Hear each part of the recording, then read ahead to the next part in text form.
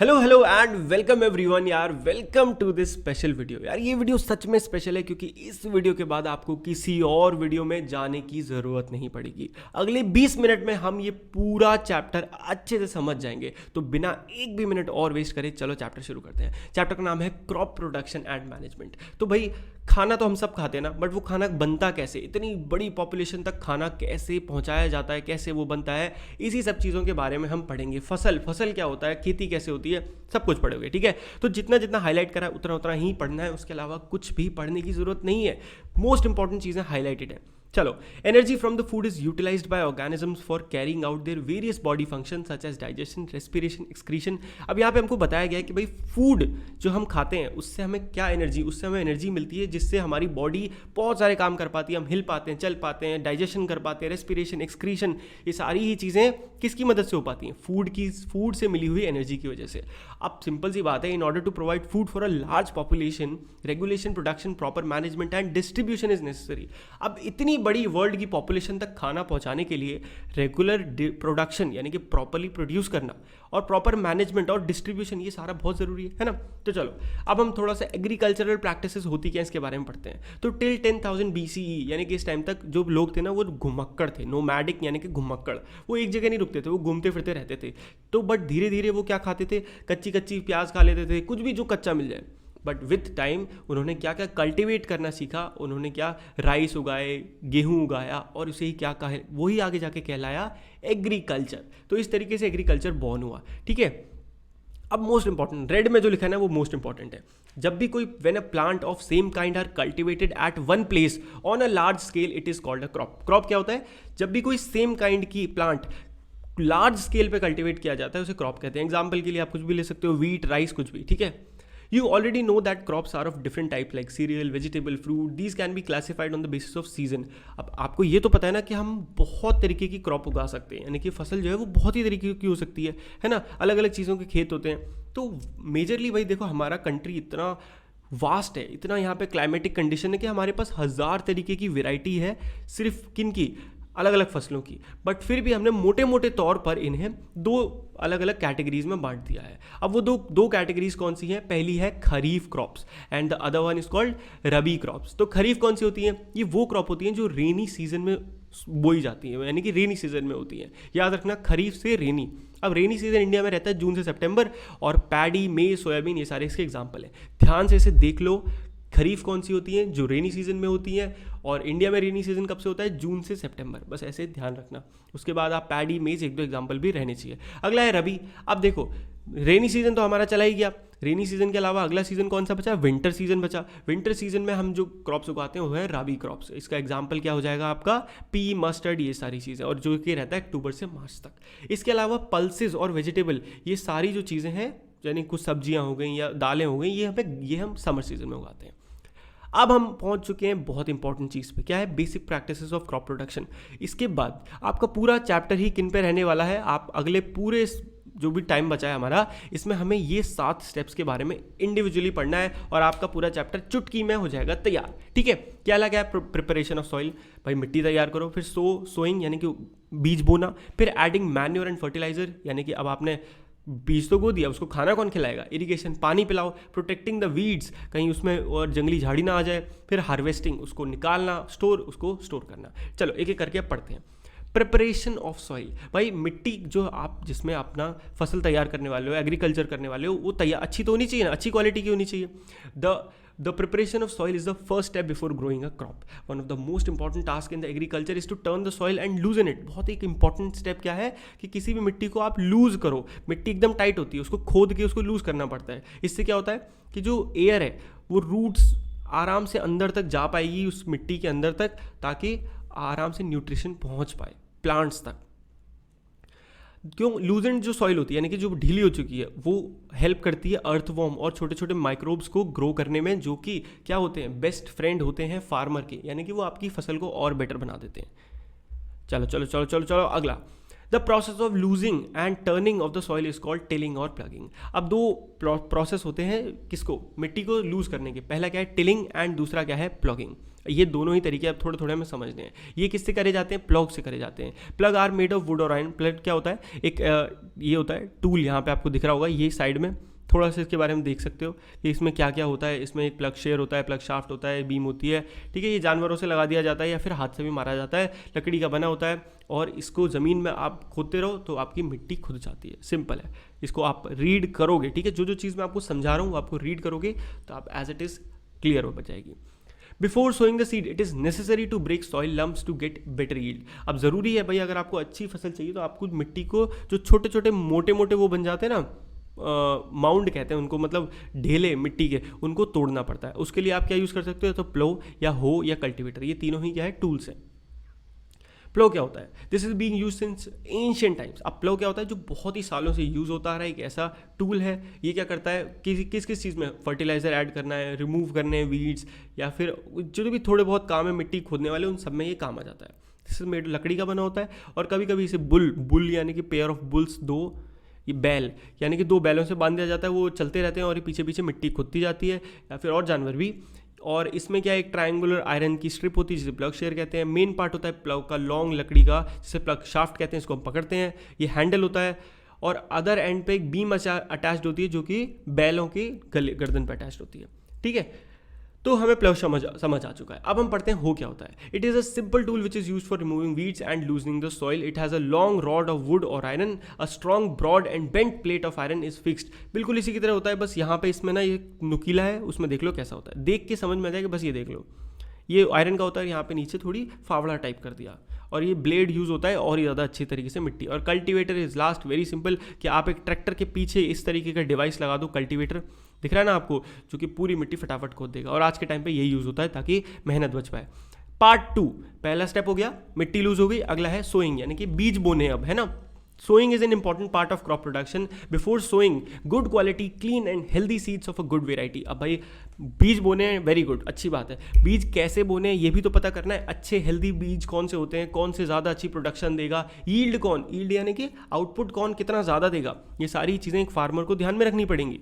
तो before sowing one of the most important task is to know about the tools used for sowing. अब ठीक है, आपने मानो चूज भी कर लिया, उसके बाद अगला कि भाई अब वो एक इतना बड़ा खेत है, उसमें आपके पास मानो 10,000 बीज हैं, तो क्या एक एक ऐसे जा जाके आप बीज रखोगे तो आप एक साल तक तो बीज ही लगाते रह जाओगे, तो इस तरीके से काम नहीं चलेगा ना। आपको चाहिए कुछ टूल्स। तो कुछ टूल्स होते हैं, पहला क्या है, ट्रेडिशनल टूल होते हैं।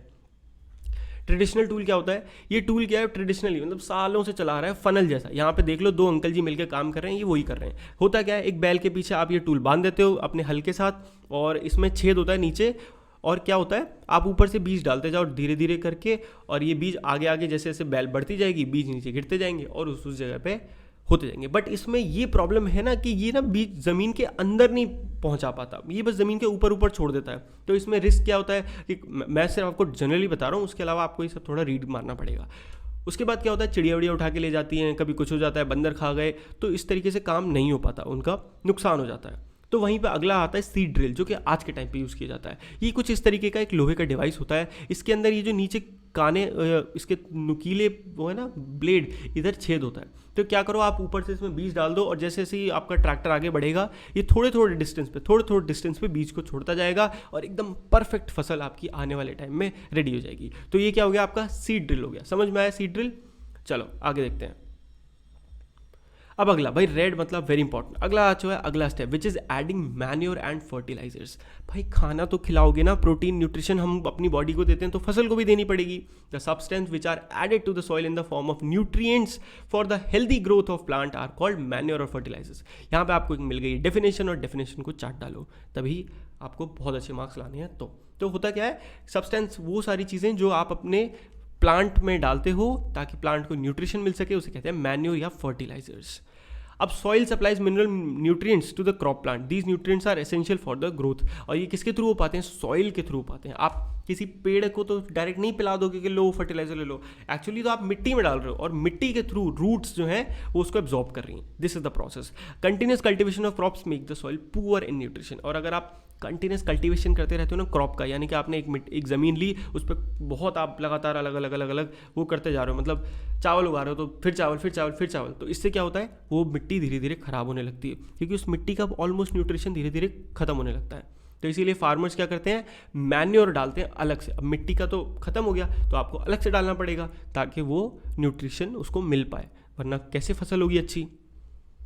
आगे देखते हैं। तो अगला पार्ट क्या आता है, अब देखो फर्टिलाइजर की डेफिनेशन भी आ चुकी है। फर्टिलाइजर्स क्या होते हैं, केमिकल होते हैं which are rich in a particular nutrient. वो फर्टिलाइजर क्या होता है, एक ऐसा केमिकल होता है जो कि किसी पर्टिकुलर न्यूट्रिएंट में रिच होता है, यानी कि उसमें वो पर्टिकुलर न्यूट्रिएंट बहुत ज़्यादा मात्रा में होता है जो प्लांट्स तक आराम से पहुंच जाए। और ये फैक्ट्रीज में प्रोड्यूस होता है। यूरिया, अमोनिया, सल्फेट इसके एग्जाम्पल होते हैं। The use of fertiliser has helped farmers to get better yield of crops such as wheat, paddy, maize, but excessive use of fertilisers has made the soil less fertile. होता क्या है, help तो करता है। देखो भाई सिंपल सी बात है, कोई ऐसी चीज़ है जो आपके ग्रोथ जो है आपके फसल की उसको एकदम से बढ़ा रहा है बहुत तेज़ी से, बट एक्चुअली में तो ये केमिकल है ना, तो आपकी हेल्प कर रहा है, बट लॉन्ग टर्म में अगर आप देखो तो ये आपकी फसल को ख़राब कर रहा है, मिट्टी को ख़राब कर रहा है, फर्टिलिटी सॉइल की ख़राब हो जाती है। तो आप 4-5 साल तो मज़े ले पाओगे, उसके बाद आपकी पूरी मिट्टी ख़राब हो जाएगी और उसमें आप आगे कुछ भी नहीं उगा पाओगे।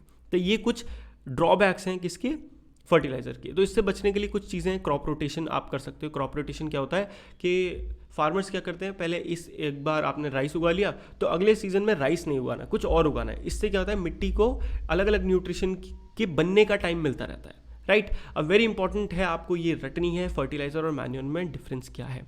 फर्टिलाइजर क्या है, मैन मेड होता है, इनऑर्गेनिक सॉल्ट, याद ये वर्ड छोड़ दो, मैन मेड होता है, इतना याद रखना। वहीं पे मैन्योर क्या है, एक नेचुरल सब्सटेंस है जो कि डीकम्पोजिशन ऑफ कैटल, यानी कि गोबर के डीकम्पोज होने से जो बचता है प्लांट और गोबर के डीकम्पोजिशन से, वो होता है मैन्योर। फर्टिलाइजर फैक्ट्रीज में बनता है, ये फील्ड में बनता है। फर्टिलाइजर आपके सॉइल को ह्यूमस यानी कि न्यूट्रिशन प्रोवाइड नहीं करता, वहीं पे मैन्योर आपकी सॉइल को बहुत ह्यूमस प्रोवाइड करता है, सॉइल फर्टाइल हो जाती है।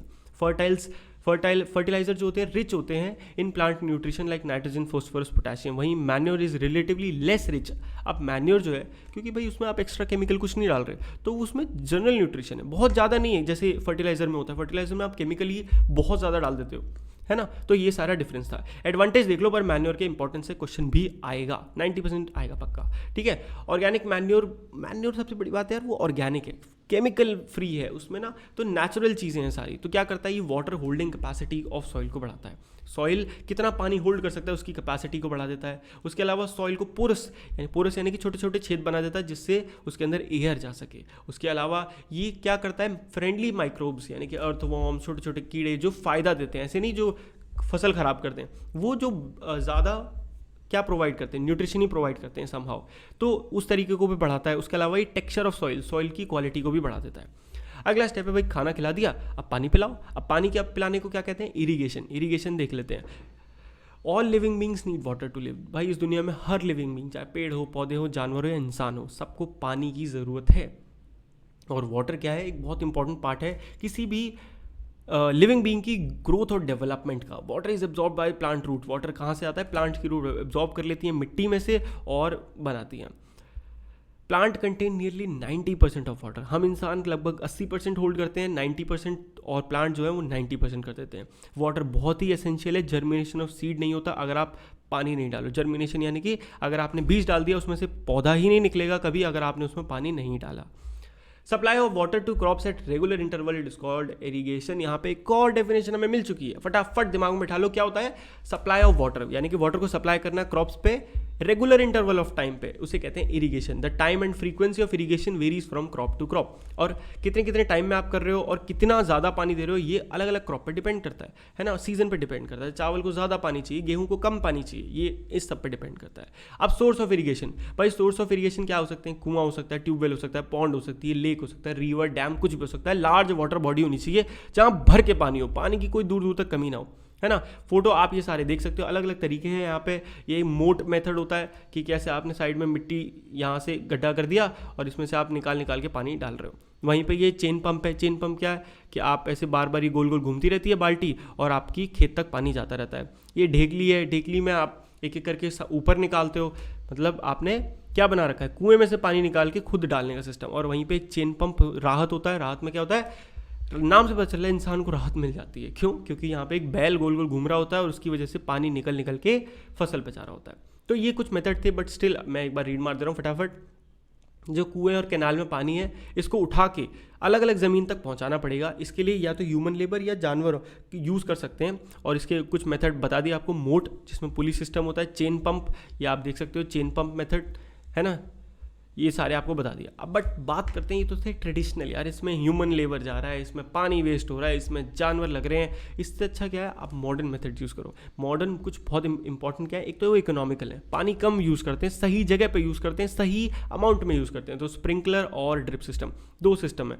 ये आपको देख सकते हो ना, देख के समझ जाओगे, मुझे बताने की जरूरत नहीं पड़ेगी। स्प्रिंकलर आप यहाँ देखो, ये क्या कर रहा है, ये एकदम पर्टिकुलर उस जगह पे चला गया और पानी को स्प्रिंकल कर रहा है। तो कम क्वांटिटी पानी यूज हो रही है, और जब आप बटन दबाओ तब करता है, थोड़ी देर में बंद कर दो, इस तरीके से पानी कम। वहीं ड्रिप इरिगेशन तो और ही खतरनाक है। ये क्या करता है, इस तरीके से पूरे खेत में लगा होता है कि पर्टिकुलर जहाँ जहाँ आपने पौधा लगा है वहाँ वहाँ ड्रॉप बाय ड्रॉप पानी गिरता रहेगा, तो पानी बहुत बचेगा, बट सही जगह तक पानी आराम से पहुँच जाएगा। अगला स्टेप है प्रोटेक्शन फ्रॉम वीड्स। अब होता क्या है, जब भी आप आपकी फसल उगा रहे हो, उसके साथ साथ कुछ फालतू घास भी उग जाती है, उस घास को निकालना ज़रूरी है। क्यों ज़रूरी है? वरना वो आपके प्लांट को जो आपने न्यूट्रिशन दे रहे हो, पानी दे रहे हो, वो कोई वो ले जाएंगे, वीड्स जिसे कहते हैं। तो वीड भी अननेचुरल क्या होते हैं, अनडिज़ायरेबल प्लांट होते हैं जो साथ में उग जाते हैं, उन्हें वीड कहते हैं। इनको निकालने के प्रोसेस को वीडिंग कहते हैं। वीडिंग इंपॉर्टेंट है क्योंकि अगर आपने वीडिंग नहीं करी तो ये सारा न्यूट्रिशन प्लांट्स का ले जाएंगे।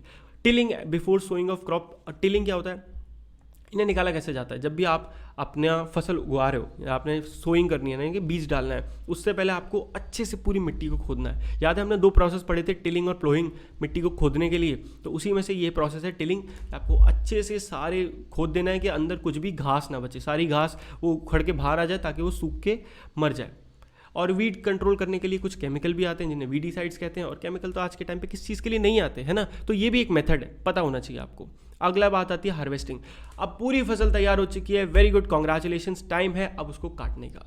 Harvesting of crop is an important task. Cutting of crop after it is mature is called harvesting. Definition एक और मिल गई कि भाई क्रॉप को काटना जब वो मैच्योर हो जाए, इसी प्रोसेस को क्या कहते हैं, हार्वेस्टिंग कहते हैं। हार्वेस्टिंग जनरली कैसे की जाती है, लगभग 3 से 4 महीने लगते हैं किसी भी सीरियल क्रॉप को मैच्योर होने में, तो 3 से 4 महीने बाद हार्वेस्टिंग होती है। हार्वेस्टिंग हमारे देश में कैसे, या तो उखाड़ उखाड़ के हाथ से उखाड़ो, या फिर बाय सिकल, यानी कि बाय ये काट काट के करी जाती है, या फिर मशीन होती है हार्वेस्टर, उसके थ्रू करी जाती है।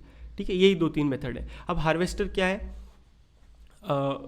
इसके अलावा दिस प्रोसेस इज फ्रॉम चाप दिस प्रोसेस कॉल्ड थ्रेशिंग। एक और बता देता हूँ, होता क्या है कि जब भी आप भाई आपने फसल उखाड़ी है, हार्वेस्टिंग करी, उसमें आपको छोटे छोटे फालतू के दाने भी मिल गए, अब उन्हें कैसे हटाएं, तो उसके लिए एक प्रोसेस होता है थ्रेशिंग। थ्रेशिंग में क्या करते हैं, आप फट फट फट फट उसे ज़मीन में मारना होता है, तो फालतू की चीज़ें उड़ जाती हैं। बट ये प्रोसेस एक मशीन करती है जिसे कहते हैं कंबाइन, जो कि साथ में क्या 2 काम करती है। पहला, एक तो फसल उखाड़ भी देती है और साथ में उसको थ्रेश करती है, मतलब पीटती है, तो उससे फालतू की चीज़ें भी निकल जाती हैं। तो ये कंबाइन एक बहुत ही ज़रूरी मशीन है। अगला एंड लास्ट पार्ट आता है स्टोरेज। भाई स्टोरेज बहुत इंपॉर्टेंट है, कैसे आप रख रहे हो, है ना, कि आपने पूरी फसल उगा ली पर आपने क्या रखा, उसको ऐसे रख दिया कि उसमें पानी लग गया, और पानी लगते ही आपका सारा फसल बर्बाद हो गया, या उसमें कीड़े पड़ गए, चूहे आ गए। तो ये सारी ही चीज़ों से बचाने के लिए हमें क्या करना होता है, हमें सही तरीके का स्टोरेज रखना होता है। उससे बैक्टीरिया से, इंसेक्ट से, पेस्ट से, 10 तरीके की चीज़ें हैं, उनसे बचाने के लिए हम क्या करते हैं, अच्छे अच्छे स्टोरेज हाउस बनाते हैं। सिलो क्या है, एक स्टोरेज हाउस है जहाँ पे ग्रेन रखे जाते हैं।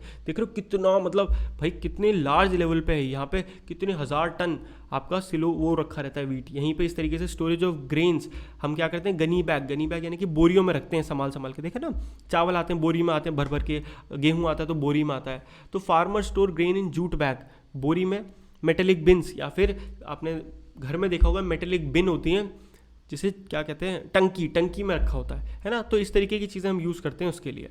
इसके बाद लास्ट चीज़ आती है आपकी एनिमल हस्बेंड्री। एनिमल हस्बेंड्री क्या होता है, जिस तरीके से आपने अपने आप को, मतलब आपने खेत को उगाया है धीरे धीरे उसको न्यूट्रिशन दे के, इसी तरीके से आप अगर एनिमल्स को भी पाल रहे हो, फिर उनके प्रोडक्ट्स आप बेच के काम चला रहे हो, तो इस पूरे काम को कहते हैं एनिमल हस्बेंड्री, जिसमें आप एनिमल्स को पालते हो। जैसे आपने मुर्गियाँ पाली, फिर मुर्गी के अंडे बेचे, या शीप पाली तो फिर शीप के बाल बेचे, इस तरीके की चीज़ें करते हैं, तो उन्हें हम कहते हैं animal husbandry. And with this 19 minute में ही हमने पूरा चैप्टर समाप्त कर दिया। आई होप आपको अच्छी समझ में आया होगा।